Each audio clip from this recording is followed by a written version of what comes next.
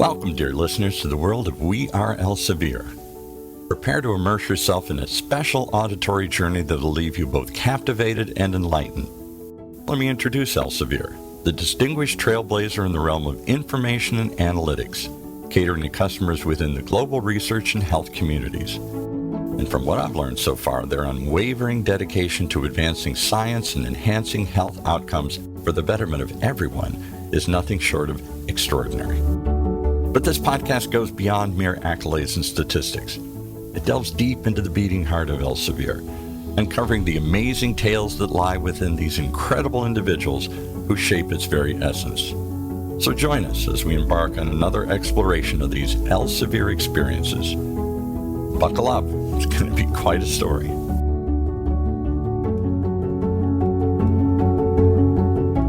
Welcome, everybody. We're back for a part two with one of the most incredible employees I've ever heard about, one of the most amazing Elsevier stories of all the ones we've encountered here.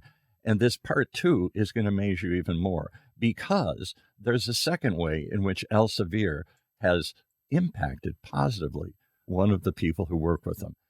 We're talking with Jocelyn Chai-Prasert Paggio. Did I get that even close? Even closer, yeah, closer. Well, the more we talk, it'll be more natural That's for right. me to say this here. Is that a Philippine name? It's actually the first part is Thai and the last part is Filipino. Okay, all right.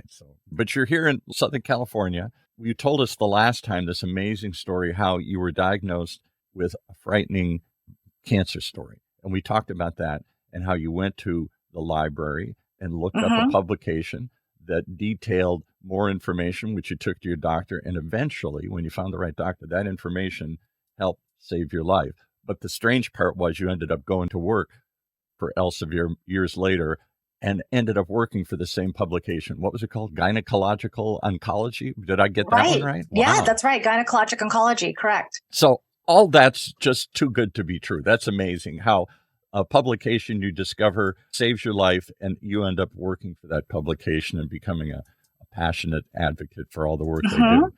So as we were further talking with you, we discovered there's an even part two here, and that's what we're here to talk about. The part two entails your daughter's incredible journey with two rare diseases. Talk about that. Yeah, so my daughter, when she was born, around 3 months old, she got diagnosed with Hirschsprung's disease, where it's part of the intestines, the large intestines that stops working or is not functioning. And so she was hospitalized in the NICU for about 3 months. And if I'm not mistaken, I'm just a layperson here. That doesn't sound like something most doctors know anything about. No. So her pediatrician thought she had a blockage and suggested that we hightail it to the emergency. So we went to pediatric emergency down at Rady's in San Diego. And the surgeon, who he knew automatically once he saw her, started her symptoms, knew that she had Hirschsprung's disease. And so talked to us about it.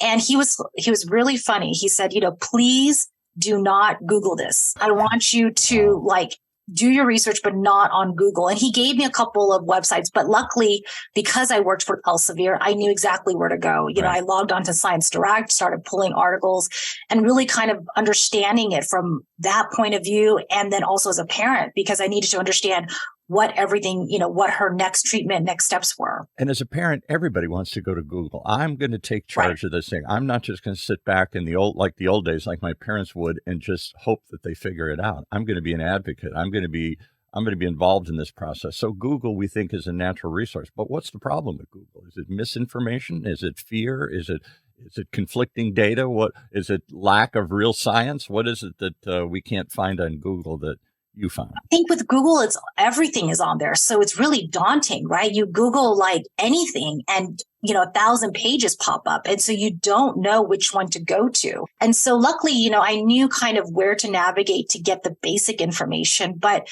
I wanted to utilize being an employee with Elsevier and having that background and saying, okay, let me look at the research. Let me figure out what is the next steps? What is the research telling us? Is the surgery safe? Is it what's the diagnosis? Is this rare? What do I need to know about it? And so that's when I went on and started researching it.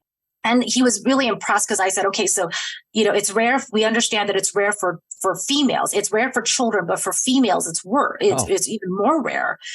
And so he looked at me and said, how do you know that? And I said, well, I work for Elsevier and I have access to all the medical journals. And he goes, oh, okay, well then now I can talk to you like almost like a clinician, right? I can talk to you because I know exactly what, you're not in an emotional state. I can talk to you with the research. Okay, let's go down that road. And we're not just talking about the kind of anecdotal old wives' tales that the internet's also filled with. You don't know what's real and what's not real. Somebody suddenly says, oh, this is how I cured it by standing on my head and doing something. Exactly. And, a lot of that, sometimes they said, use this diet, use this. And I wanted to make sure that, especially because my daughter's life was on the line, I wanted to make sure that I had the correct information. Now, if that's not heartbreaking enough, this gets even worse because shortly after, what happens?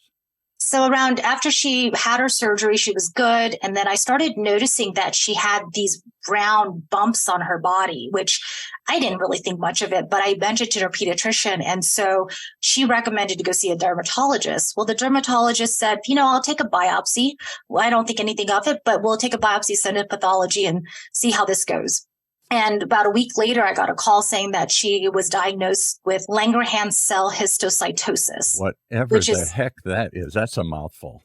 It is. And it is a very rare condition for children that causes an overproduction of the certain cell, histocytosis cell. And so it could develop into bone cancer, could develop into juvenile diabetes. It was endless. As a parent, you got to be going, this can't be true. I've got not one, but two rare diseases in my basically newborn child here.